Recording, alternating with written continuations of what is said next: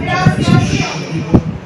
سر پیشنهاد دعوی سیاسی ناقیدا کرده ملت سوری و هروسا کاروبار انجمن اجتماعی کردی پیشیت و انجمن در استادنا که برفرح چی بود سر وان كان بود سوريا دا تشبيت ونغير دا روسا تطبيع عربي باقي سوريا دا روسا جبينة شرقية روسيا وتركيا وإيران وجيمي